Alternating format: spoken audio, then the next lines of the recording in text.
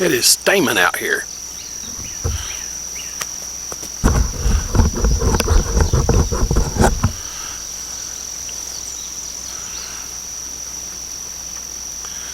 Hi folks, welcome back to College Hill Farm.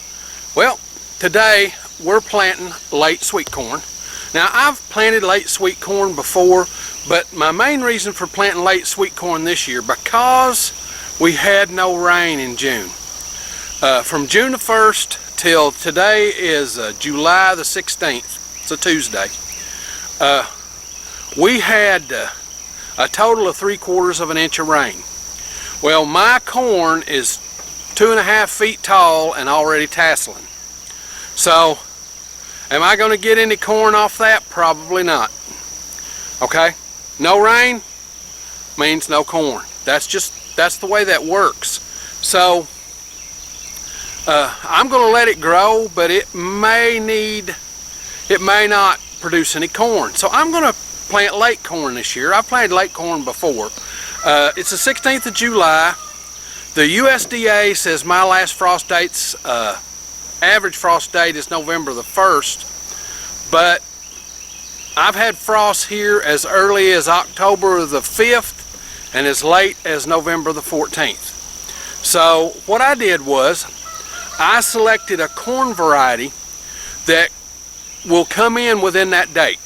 Now, normally I plant candy corn, and I've got enough candy corn to do this planting, but candy corn generally takes 85 days. All right, so 85 days, if we count up, August 15th, September the 15th, October the 15th would be 90 days. So if it's taking 85 days, it's right up to that October the 15th date. Almost, October the 10th. So, in order to push that back a little bit, I went and got a different sweet corn. This year I couldn't have bought candy corn anyway. Around here, nobody had any.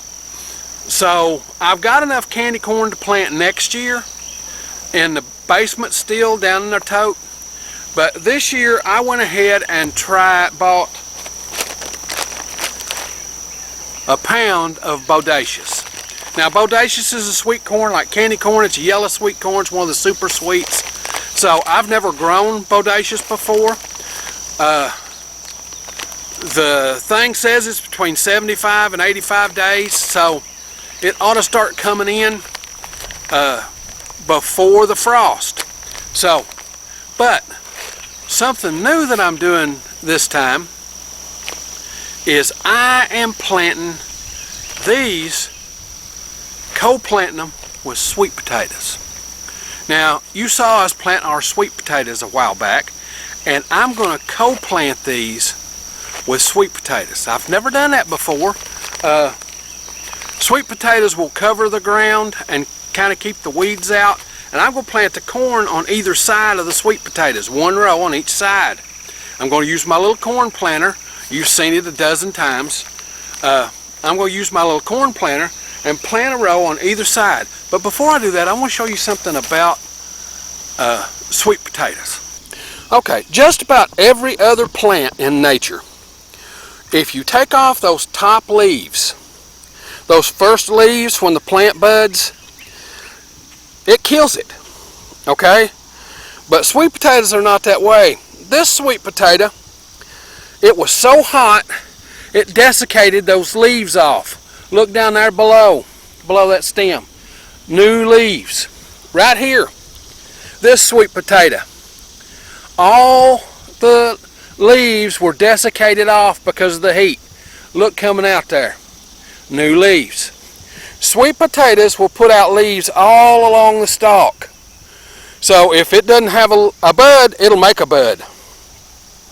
See here, this one? All those top leaves just burned off in this heat. But look at how many leaves it's put on down below. That's the way sweet potatoes grow. They're a tropical plant. They really like the heat, and so they'll survive if they can. Alright, let's get back here and plant some corn. So sweet potatoes are really hang on, okay? They can take the heat. They love the heat. They're a tropical plant. First frost, it kills every one of them. But sweet potatoes will cover the ground. You know, they always did three sisters, and I've always planted three sisters too. Squash, beans, and corn. You plant the beans and the squash down the center, and it grows up and fills up the rows and chokes the weeds out, and the corn grows in amongst it. So I thought, well, since I'm going to plant a late crop of corn, why not try it? So that's what we're doing. I'm going to plant this bodacious sweet corn down through here. I'm going to put a whole 2 rows, one on each side of the sweet potatoes, and then I'll fertilize it in, and we'll see if we get corn for the fall. And if this works out good, I'll do this every time I plant sweet potatoes.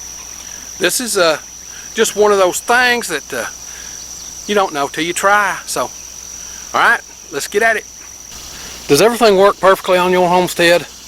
I'm happy for you, because it never works perfect on mine.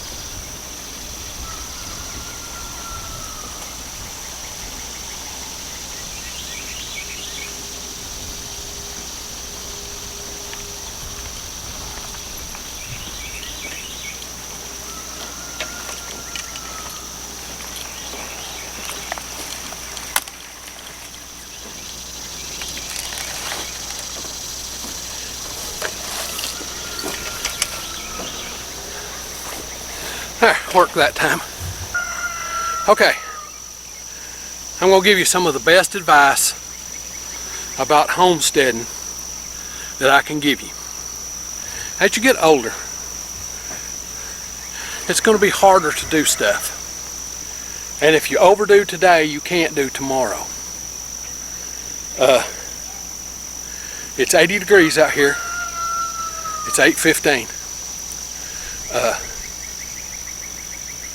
And I think I'm done.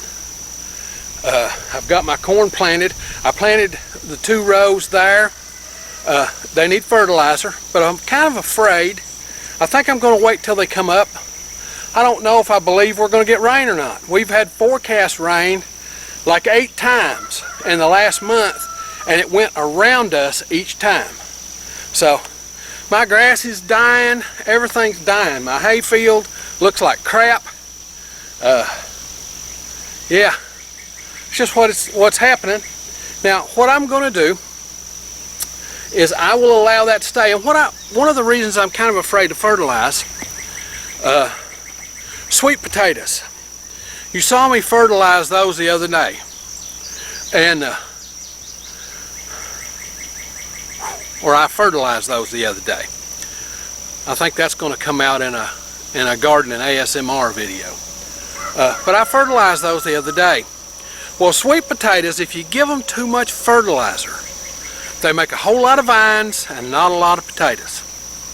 It's just the way they are. They don't, if they've got plenty to eat, they don't put on tubers, they just put on greenery. If they've got an excess of nitrogen. So what I'm going to do is I'm going to allow that corn to come up if it rains. If it don't rain, that corn ain't going to come up, okay? And then when it's about, that tall, I'll come back and put about 3 pounds of fertilizer on each row of corn. That way I can come through, hoe, fertilize it, and then hopefully I won't have to hoe anymore. And the sweet potatoes will take care of covering the ground. So that's what I'm doing. I've got to be done. So if you like this stuff, this homesteading, do-it-yourself kind of thing, be certain to come on out to the channel and subscribe. We do this homestead stuff every week, sometimes 1, sometimes 5 videos. Just depends on what's going on in the homestead that week. Now if you hit the little bell when it comes to the channel, it'll notify you when we upload a video. We upload on Sundays, Tuesdays, and Thursdays. Now, with that being said, it's time for me to get on to the next thing and get out of this heat.